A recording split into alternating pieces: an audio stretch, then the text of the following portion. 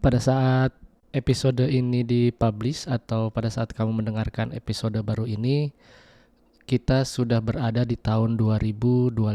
Pertanyaannya adalah, apa yang kita inginkan di tahun 2025 ini? Apa yang saya inginkan di tahun 2025 ini? Selamat datang di Siniar Bahagia ala Stoik, menciptakan pendapat untuk bahagia. Bersama saya Jason Herlambang. Siniar ini saya buat untuk menemani kamu yang sedang berlatih mempraktekkan ajaran Stoikisme. Saya akan membagikan pengalaman bagaimana menerapkan ajaran Stoikisme di dalam kehidupan sehari-hari. Dan ini adalah episode hari ini. Selamat mendengarkan.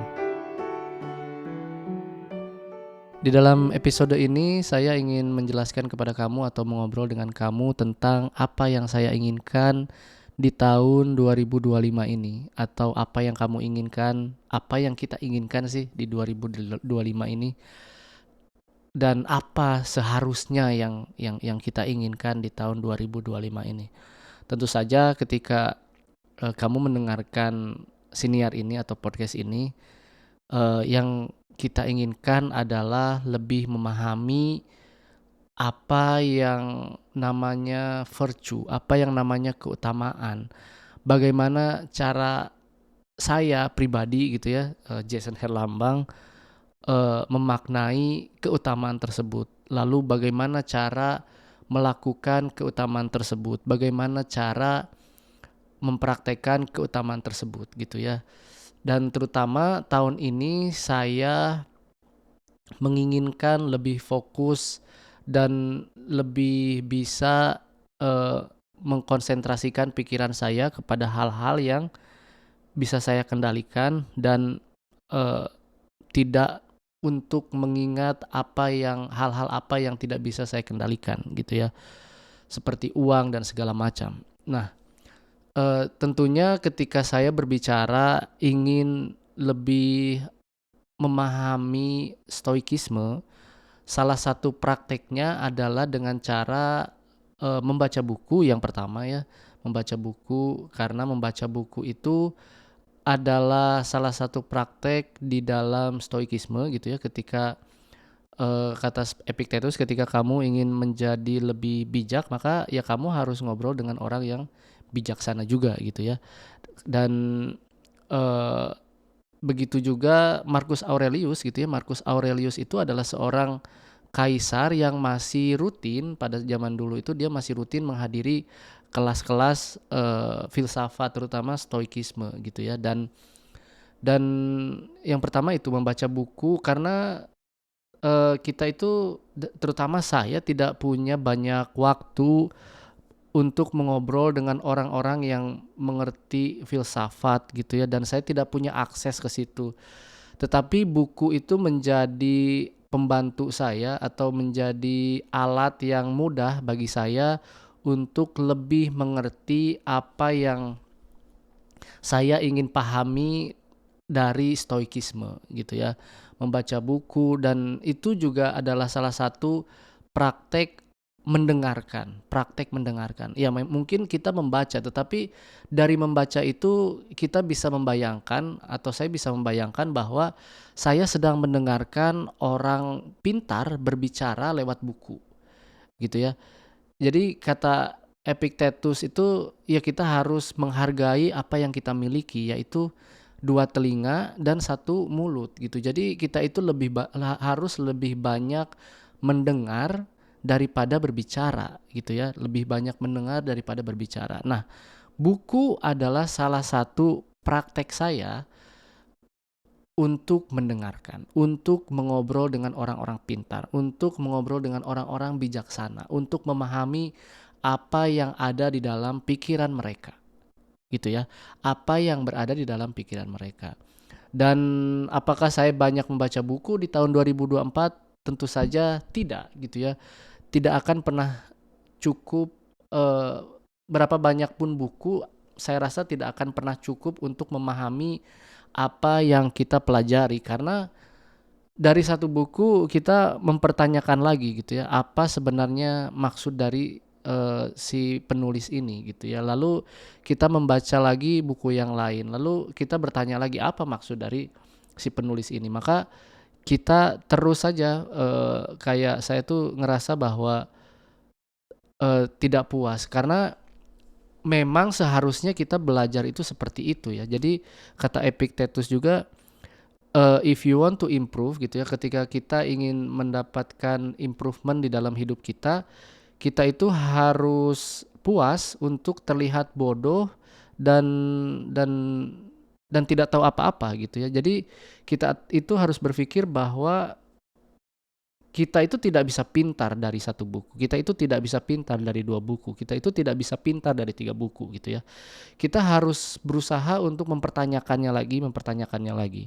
Dan juga Epictetus menuliskan lagi, it is impossible for somebody to improve, to know what they already know. Jadi ketika saya membaca satu buku, saya mencoba atau mempraktekkan kata-kata itu gitu ya, untuk merasa saya itu tidak tahu apa-apa. Saya membaca buku itu karena bukan ingin pintar, karena tapi saya ingin tahu. Saya ingin tahu apa yang orang-orang pintar pikirkan, gitu ya. Dan juga saya berusaha tidak memberikan judgement.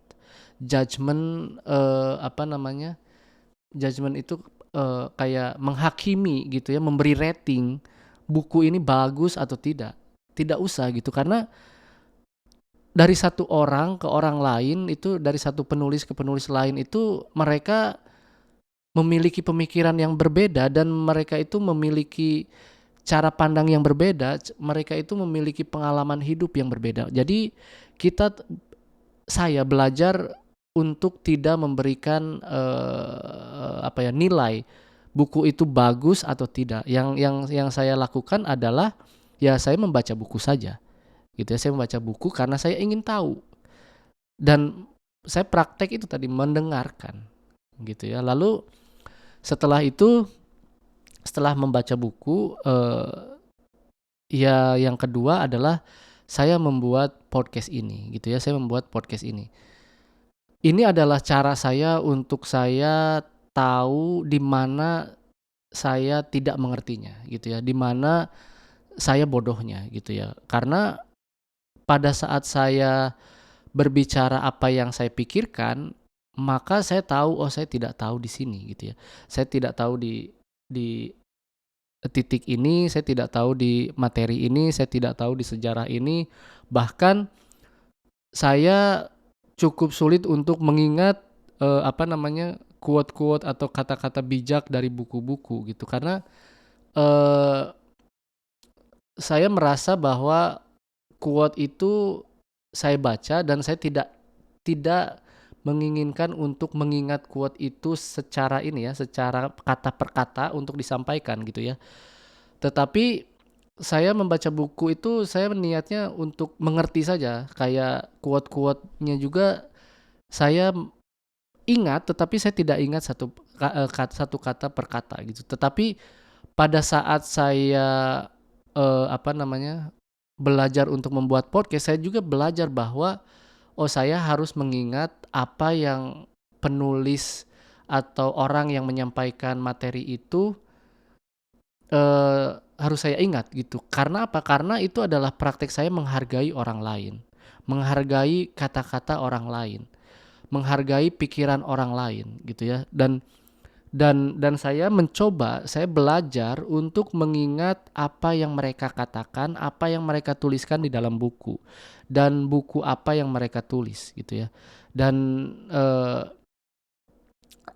ketika saya tidak tahu, saya lebih memilih untuk tidak menyampaikannya. Dan kebanyakan quote dan kebanyakan kata-kata, bisa dibilang kata-kata bijak yang saya sampaikan di sini adalah kata-kata yang favorit saya, atau kata-kata yang lebih banyak saya jumpai atau alami di kehidupan nyata gitu ya, di kehidupan nyata. Jadi yang belum relate untuk saya tidak terlalu mengingat quote-quote itu gitu. Dan tentu saja dengan podcast ini saya belajar untuk menjurnal dan ya tadi menilai diri saya kurangnya di mana, gitu ya. Dan dengan podcast ini saya berusaha atau berlatih untuk menjadi disiplin gitu ya, untuk menjadi disiplin, untuk jauh lebih tahu diri saya sejauh mana saya memahami ajaran stoikisme gitu. Jadi di tahun 2024 eh, saya belajar itu gitu. Di tahun 2025 saya ingin lebih belajar untuk memahami stoikisme gitu ya.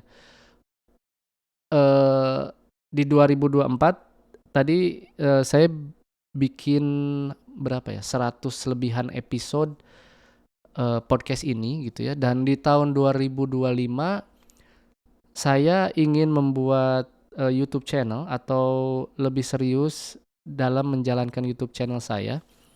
Itu pun yang sebenarnya yang saya inginkan di tahun 2024, tetapi banyak sekali hambatan terutama dari diri saya sendiri gitu ya, tentang doubt, tentang sebenarnya apa sih yang saya inginkan dari membuat YouTube channel ini gitu ya, dari membuat YouTube channel atau video-video di YouTube channel ya. Tentu saja kita manusia gitu ya, saya manusia yang tidak sempurna gitu ya. Dan ketika ketika saya ingin membuat video di YouTube, saya berpikir bahwa saya harus memiliki alat ini, harus memiliki ini, harus jago itu. Tapi ternyata saya pikir lagi karena saya berpikir lagi bahwa sebenarnya apa yang saya lakukan itu semuanya ya, dari bangun pagi sampai tidur lagi itu adalah tujuannya saya harus mempraktekkan stoikisme dan saya harus memahami lebih dari stoikisme. Dan ini pun podcast, membaca buku dan semua yang saya lakukan itu adalah untuk memahami apa itu stoikisme dan fokus terhadap hal-hal yang bisa saya kendalikan dan hal-hal yang tidak bisa saya kendalikan, dan terutama memilih virtue sebagai keutamaan saya gitu ya, memilih keutamaan sebagai keutamaan saya gitu ya. Dan saya ingin membuat YouTube channel pun sekarang niatnya gitu ya, mungkin akan saya sampaikan nanti atau akan saya kasih tahu ke kamu ketika saya sudah membuat video. Saya ingin belajar lebih tentang stoikisme gitu ya. Dan sekarang saya lagi membaca buku Writing to Learn gitu ya. Karena saya rasa kelemahan saya itu dalam menulisnya itu dalam artian menyampaikan apa yang saya pikirkan gitu ya. Dan kamu juga tahu bahwa penyampaian saya atau penjelasan saya menjelaskan stoikisme, menjelaskan pikiran saya pun mungkin masih berantakan gitu, dan saya paham itu gitu. Jadi makanya saya membaca buku ini gitu ya, Writing to Learn. Jadi saya menulis untuk mempelajari apa yang saya pahami di dalam otak saya gitu. Jadi itulah yang dua hal itu mungkin hal yang saya lakukan untuk lebih memahami stoikisme gitu ya, membaca buku dan melakukan gitu ya, karena seorang stoik itu adalah seorang doers gitu ya, seorang yang melakukan, yang tidak yang tidak pasrah gitu ya. Jangan menjadi orang yang pasrah gitu, karena ketika kamu menjadi orang yang pasrah, kamu bukan stoik, kamu itu cynic, kamu itu tidak melakukan apa-apa. Yang kamu pikirkan adalah yang penting saya tenang gitu ya. Ketika kamu pikir bahwa sosialisasi dengan orang-orang itu membuat kamu anxiety gitu ya, membuat kamu tidak tenang, maka kamu lebih memilih untuk diam di rumah, lalu tidak sosialis itu bukan berarti nongkrong segala macam ya, bukan, tetapi tidak belajar, tidak mengobrol dengan teman kerja atau bos gitu ya, tidak melakukan pekerjaan lah, tidak melakukan fungsi fungsi manusia sebagai makhluk sosial gitu ya, bertemu dengan orang lain gitu ya. Dan banyak sekali di antara kita yang berpikir bahwa oh saya introvert, saya tidak bisa melakukan pekerjaan apapun. Saya takut, saya malu dan itu bukan seorang stoik. Seorang stoik itu harus melawan itu gitu ya. Melawan rasa malu, melawan rasa takut, melawan perasaan negatif yang ada dalam pikiran kita gitu ya. Dan saya pun dengan membaca buku, dengan melakukan merekam ini gitu ya, membuat podcast ini adalah tujuannya melawan rasa takut yang saya takuti gitu ya. Membaca buku itu kan bagi saya melawan rasa takut untuk apa ya, ketakutan saya, akan adanya orang yang lebih pintar dari saya gitu ya. Kan ada orang yang memiliki ego gitu ya, apa sih baca-baca buku gitu ya, ya hidup mah hidup aja gitu ya, kan bukan sebenarnya bukan itu gitu ya. Apa sih gunanya baca buku, apa sih yang penting kerja dapat uang, pulang, udah itu aja. Tapi apakah kamu merasa, apa ya kata bahasa Inggrisnya, do you feel good about it ya gitu ya, kata Ryan Holiday, do you feel good about it. Jadi kita harus harus harus bertanya kepada diri kita, apakah kita merasa puas dengan apa yang kita lakukan sekarang gitu ya. Dan bagi saya tidak merasa puas gitu ya. Saya tidak tidak merasa puas, tapi juga memang karena stoik ini adalah ajaran yang memang harus melakukan untuk apa? Untuk kita mengerti apa itu keutamaan gitu ya. Ketika kita tidak melakukan apa-apa, kita diam di rumah, kita masih minta uang ke orang tua, kerjaannya nongkrong gitu ya, tidak memiliki hal yang menantang hidup kita gitu ya, maka ya kita itu seorang sinik gitu ya, atau mungkin bahkan kita itu seorang Epicureans yang mencari hanya kebahagiaan dari kemewahan gitu ya. Kayak oh kita punya uang, kita bisa dapat teman-teman yang baik gitu ya dari karena uang gitu ya. Kita bisa beli baju yang bagus dan mendapat pujian gitu ya. Kita bisa makan enak di restoran mahal gitu ya, untuk lidah kita, untuk nafsu kita gitu ya. Kita bisa membeli apapun dengan uang karena ya pleasure itu datangnya dari uang, dan pleasure itu tidak membutuhkan hal-hal yang sulit gitu ya, tidak membutuhkan hal-hal yang tidak masuk di akal gitu ya. Kenapa harus melakukan hal yang sulit seperti seorang stoik gitu ya. Dan itulah Epicureans gitu. Epicureans itu bahasa lainnya adalah hedonis gitu ya, yang senangnya mencari kebahagiaan lewat eh, hal-hal yang bisa dibeli dengan uang gitu ya. Jadi kita itu harus tahu di mana kita berdiri gitu ya, di mana kita belajar, di mana kita ingin memahami apa yang kita ingin pahami gitu ya. Jadi ketika kamu sudah menjadi atau memutuskan untuk menjadi seorang stoik, ya kamu harus yakin, you have to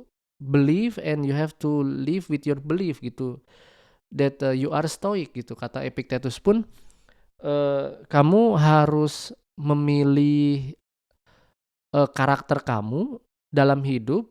So after you choose your character, you have to do it gitu, do your character gitu ya, do your character, atau lakukan apa yang kamu percayai gitu. Ketika kamu percaya bahwa stoik ini bisa membawa kamu hidup lebih baik, so apa yang harus kamu lakukan adalah ingat apa yang stoik ajarkan gitu ya.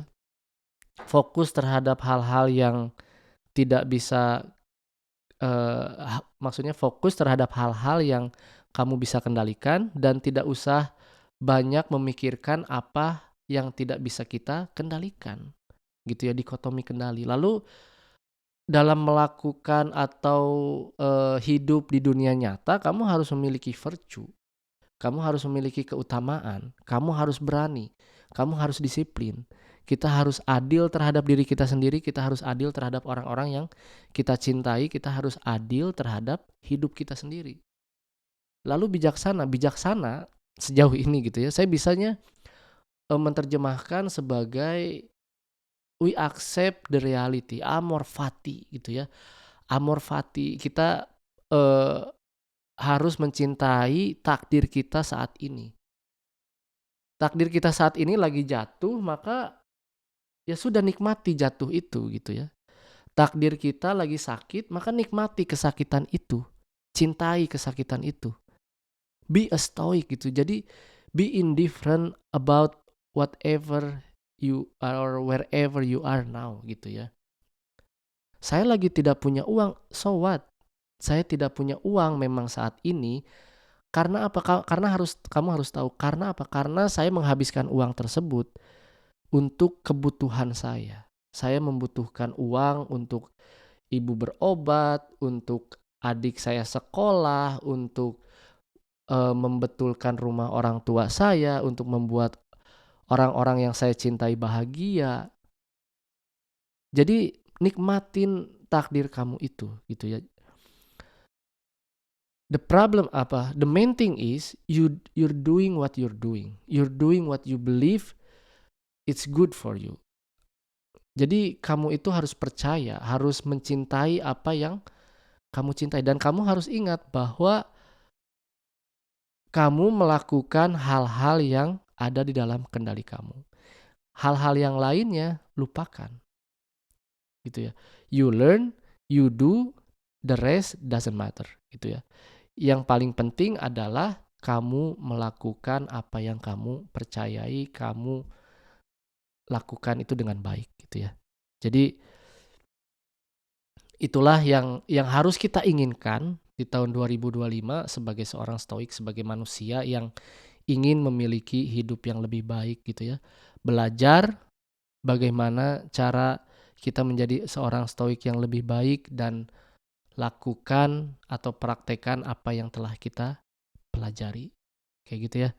Terima kasih, selamat menempuh tahun baru dan terima kasih telah mendengarkan episode-episode yang saya buat, pengalaman-pengalaman yang saya sampaikan di tahun 2024 kemarin. Saya really appreciate dengan teman-teman yang setia mendengarkan saya gitu ya. Saya tahu saya tidak mempromosikan siniar ini karena memang saya ingin siniar ini itu lebih eksklusif karena memang saya menginginkan orang-orang yang benar-benar ingin mempelajari apa itu stoikisme bersama saya, dan saya pun membagikan pengalaman ini bukan karena saya ahli, tetapi saya membagikan pengalaman ini karena saya ingin memberitahu kepada kamu bahwa semua manusia itu memiliki hidup yang sama, pengalaman yang berbeda, tetapi pemahaman yang sama tentang bagaimana sulitnya hidup, dan stoikisme ini membantu kita untuk melewati hidup yang sulit. Begitu ya. Terima kasih. Sampai jumpa di ini udah 2025 ya. Jadi terima kasih dan sampai jumpa di tahun amin. Sampai jumpa di episode berikutnya. Terima kasih. Terima kasih telah mendengarkan episode hari ini. Jangan lupa ikuti Siniar Bahagia ala Stoik di Spotify dan nyalakan loncengnya agar tidak ketinggalan setiap episode yang saya buat. Saya juga membuka keanggotaan dengan cukup membayar $3 Amerika atau sekitar Rp45.000 setiap bulan. Dan kamu bisa mendengarkan episode Memaknai Hidup Bahagia ala Stoik yang berisi cerita saya selama seminggu dari jurnal pribadi saya. Jangan lupa juga untuk ikuti dan berlangganan @Bahagia ala Stoik di semua kanal media sosial, TikTok, Instagram, dan YouTube. Sekali lagi, saya ucapkan terima kasih. Sampai jumpa di episode berikutnya.